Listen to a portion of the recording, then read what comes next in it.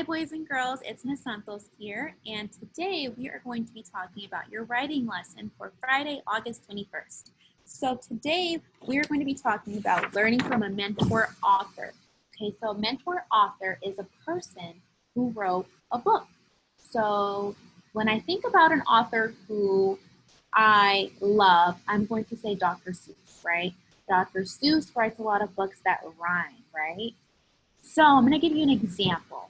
When you see a dancer or a basketball player and you see them doing something that you just think is amazing, and you say to yourself, I want to do that, I'm going to do that, and I'm going to try. That's what writers do too. So when you're writing, you are going to look at great writers and see what they did so you can add it to your writing, okay? And that's what we're going to be doing today. So we are going to be looking at an author who wrote two amazing books. He wrote more than these, but these two books here I have are by Peter Reynolds and Peter Reynolds. So it's the same author, two different books. So the first book is Say Something, and the second book is The Word Collector. So we will be reading Say Something today, and then once we're done reading Say Something, we will look through The Word Collector and see if we see anything that we saw in Say Something, okay? And as I'm reading, I want you to think about what you're seeing, what the author is using. Are you seeing a lot of the same things, a lot of the same skills, a lot of the same techniques? So when I say techniques, I am asking you to see what of the same repeating things do you see going on in this book, right? Do you see a specific something in this book that's like, whoa, I saw that on the last page, but I'm seeing it again and again and again. Think about it like that, okay? So this book is called Say Something by Peter Reynolds. So looking at the cover, what do you guys see? I see children, and I see this speech bubble here. So what's a speech bubble?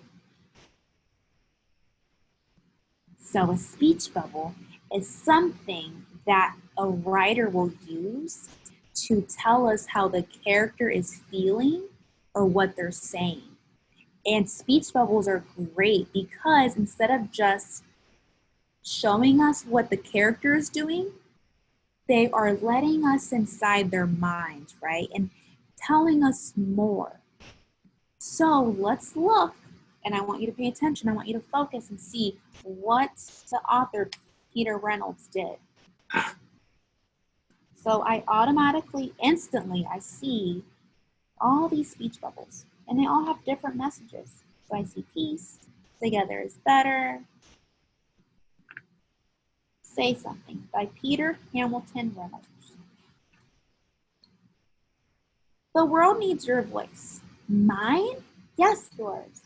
Go ahead. It doesn't need to be perfect, as long as it's from your heart. You don't have to be loud. Powerful words can be a whisper.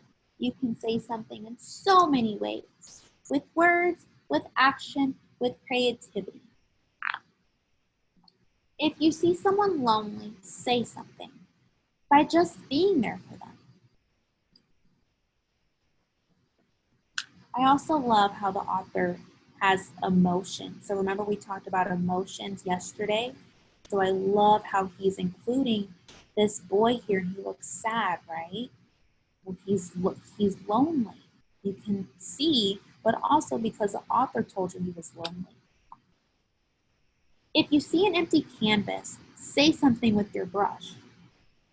So I'm going to stop there because as I keep turning the pages, and I'm hoping that you notice this as well, I keep seeing speech bubbles, you guys, right? Speech bubble, speech bubble, speech bubble. But I'm also noticing one more thing. So I see Say Something on this page, and I see Say Something on this page. Do you think we'll see Say Something on the next page? Okay, let's see. Let's find out.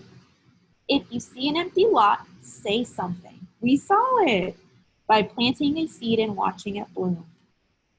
So far I know that Peter Reynolds is using speech bubbles as a technique, as something that he uses in his writing, and I see that he's using say something in almost every page.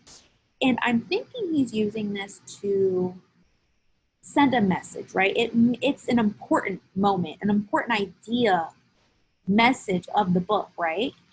And it's something that stands out. If you see someone being hurt, say something by being brave. Hey, stop! So again, I see a speech bubble, but this boy here is telling what looks like the bully to stop, right? Because the idea, Peter Reynolds wanted to say something to stand out to us, right? Because he's repeating those words. We're seeing those words being repeated in the pages. So I also see the speech bubble here. And I love, remember we talked about punctuation. I love how he included the exclamation mark, right? I love that because it's showing us how we should read it. If you see something beautiful, say something with the poem. Painted meadows splashed with rainbows. If you have a brilliant idea, say something with confidence. Eureka! Again, I see an exclamation mark. If you want to show the world who you are, say something with style. Ta-da! Another speech bubble. If you are angry, say something to help people understand. You made me feel invisible. That really hurt. I'm really sorry. So we saw speech bubbles again.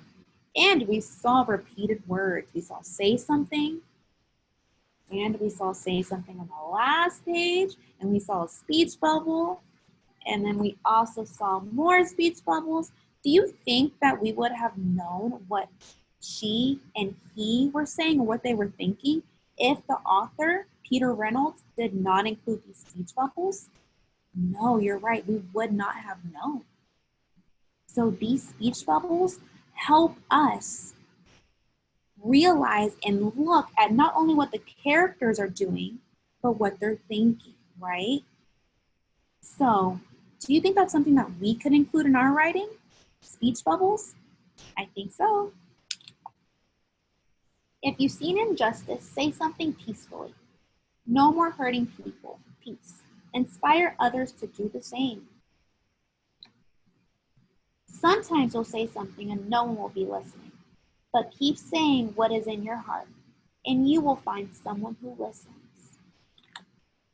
Keep saying it, and you may be surprised to find the whole world listening.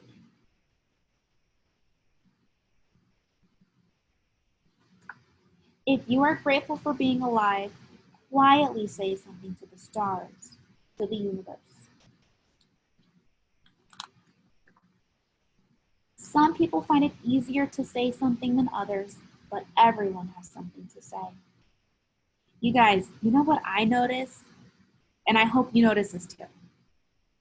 Does this look familiar to you all?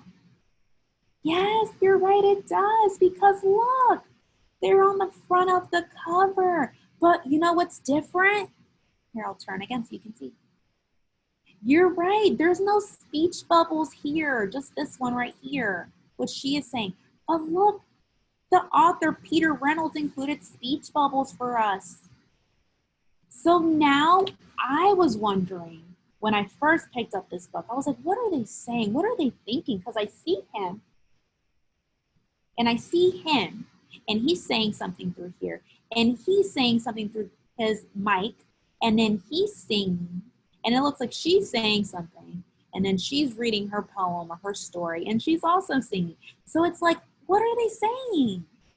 But the author, Peter Reynolds, was able to tell us through the speech bubbles. Wow, that's cool. So I know what they're saying now. So this one is saying, I imagine, I'm ready to change the world. Together we can. I wish. Join us. I believe and I hope. Do you think that if the author Peter Reynolds did not include these speech bubbles, that we still would have known what these characters in the book were thinking? What these people were thinking? No, we would not. So speech bubbles are very important, especially on this page. I love it. But everyone has something to say, so it connects back to that, right? And I love that the little bird is singing too. There's like a little musical note, so it shows that he's singing. So when you're ready, say something. And this is a message from Peter Reynolds, the author. Your voice can inspire, heal, and transform. Your voice can change the world. Are you ready to say something? Peter Hamilton Reynolds. So I love how he put this in a speech bubble, and then he put his name here, because that's what he's telling you, the reader. So, two things that I saw the author Peter Reynolds do was include speech bubbles, and we talked about why we as writers can include speech bubbles, and I also saw that he repeated the same words. We saw that he repeated say something, right? Say something, and then kept doing it. Say something again. So we saw repeated words to send a message, right? It was his idea, the idea of the story. So this is another book by Peter Reynolds. So do you guys think that he's going to be using speech bubbles? Let's see, we're not gonna read it. Oh, I see one right here. So this one says, my trip to Peru was perfectly pleasant. Okay, so I see that this guy here is saying, this person here is saying the speech bubble. That is so cool. So do you think that if the speech bubble wasn't here, do you think that I would know what he is telling him? No, you're right. I would not have known. So speech bubbles, you guys, help us not only see what the character is doing, but also what they are thinking and how they're feeling, okay? So today, you are going to be doing the same thing that Peter Reynolds did in his books, because we are going to use his technique in our writing, right? And that's going to make our writing come to life. Okay, so you will be doing this, and if you have any questions, please let your second grade teacher know. All right, we will see and talk to you very soon. Bye.